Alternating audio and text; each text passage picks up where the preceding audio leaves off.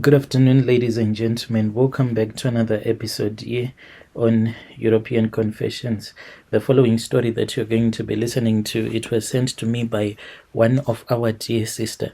The message reads like this. Hello, Brother Nash, how are you? Can you please post my own story as hidden identity? I am a Zimbabwean woman who is living here in South Africa. I moved here with my husband, and when we came to South Africa, we were full of hope for a better future. And I hope that my confession it is going to assist other Christians like me. Like when you go to the shops, when you are thinking of buying something, make sure that the item that you are buying, that item, it does not bring with it some evil spirits into your home. Me and my husband, when we came here, we were both Christians, but my husband ended up being a drunkard. We had dreams of building a life together, starting a family and finding success in this new land, but everything fell apart when I made that decision that I will regret for the rest of my life. So when we came here, we looked for a church, a Pentecostal church. It was the same church from our own country. We started going there. So when we were at this other church service, that was when the pastor told me that I needed to pray and to fast. Like the following Monday, that was when I was supposed to fast for at least 3 days. He said, please try to fast for 3 days. Then God is going to give you a revelation. But the following Monday, I was supposed to go on this other interview. So I told myself that I cannot go for an interview whilst I am on a fasting period. Let me eat so that my brain can be sharp. So early in the morning, I prepared some breakfast and then I went for my interview. Then when I had gotten the job, me and my husband, now we were able to move out of the location where we were staying, and then we started going to this. We then started staying at this other upmarket house here in Johannesburg. So since it was almost empty, then my husband gave me the task of buying some items that I needed for our small apartment. One day I was walking through a market here in Johannesburg when I came across this other pawn shop.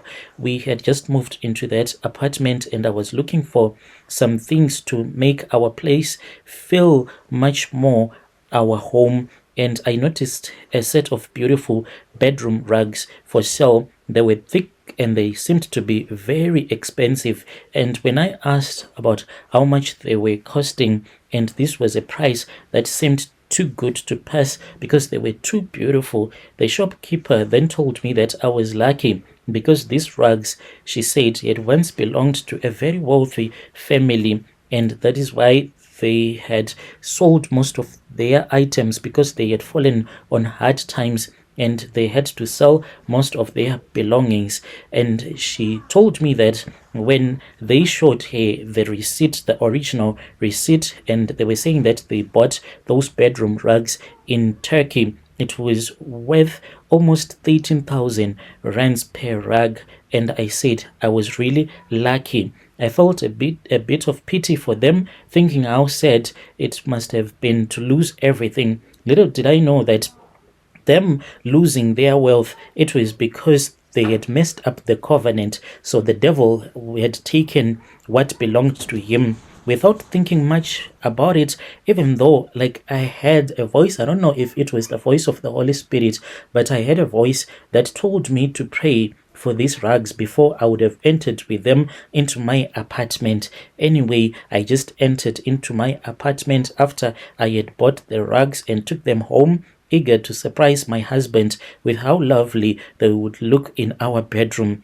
At first, everything seemed to be fine. My husband, I did not know that the spirits that I had brought with me from the market, the spirits were already starting to affect my husband, because my husband, he then started drinking alcohol without me even noticing. Like, he was a strong Christian man. I never even suspected that my husband might be taking alcohol. My husband and I, we had always been so close. We always prayed together. Then all of a sudden, we started arguing over the smallest things.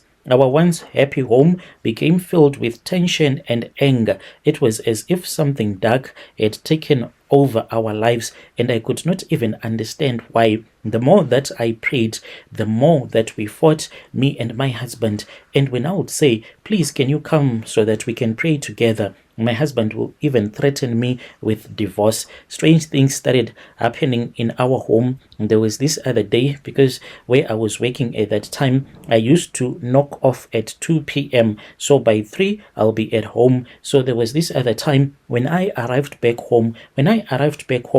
I just smelled as if there was someone who had been roasting beef in my kitchen, and I could not even understand how it was even possible, because I called my husband, who told me that he was at work, and then the next day as well it happened. But this time around, I found out that there was a frying pan on top of the stove, and this frying pan, it was still hot, meaning that there was someone who had been cooking. I told my husband, and he said that if I tell him again that there was a ghost in our apartment, he will take me to a mental asylum. And late at night, I would hear whispers in the night, as if there were shadows that were moving across the apartment, and I would wake up feeling as if someone was watching me. Then I would start to pray, because the voice would tell me to wake up and to pray violently. So I would go around the apartment praying and praying and praying. You know, the life in the suburbs,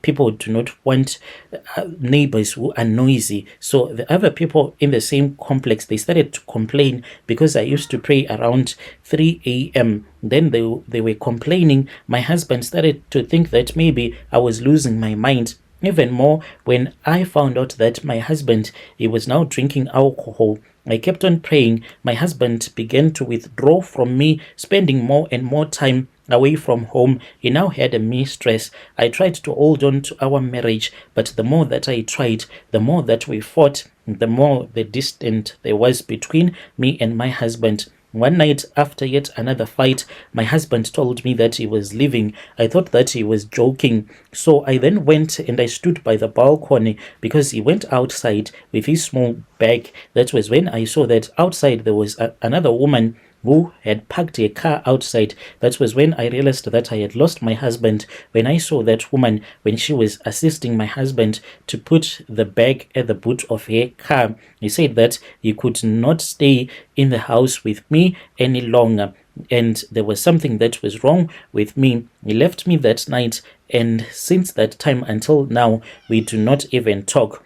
I was totally destroyed. I could not understand how our marriage had fallen apart so quickly. I then reached out to one of my friends, and this friend of mine then told me that we were supposed to go to a white garment church, and then I said no. I had returned back to my pastor, who had once given me that revelation, and I told the pastor that this was what had happened. He tried to negotiate with my husband, but my husband totally refused. And then they said that they were supposed to pray at my house, so they came and they prayed for me. So whilst we were praying, that was when the pastor and the other man came. That was when the pastor and the other men said that we were supposed to go into my bedroom. We went into my bedroom, then we continued praying, and then the pastor said that it was all because of the rugs. He said as he was lifting them up, there were 2 of them, and he said that these items that I had bought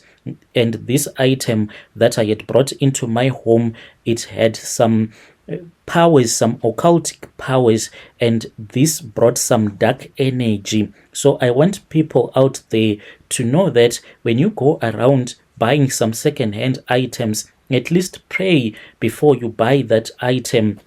At that time, it was really hard for me to believe that a simple bedroom rug could bring in demons that would end up destroying my marriage. But I want to let people know that you need to pray for protection. We threw out those rugs, but my damage was already done. The damage was already done. My husband never returned, and he left me all alone. So this is what happened to me. I want other people to understand that there are some things that you can bring into your home, especially if you do not know where they come from. It might seem as if it is just a harmless purchase, but it could carry some darkness, a demon that you cannot see, that can destroy everything.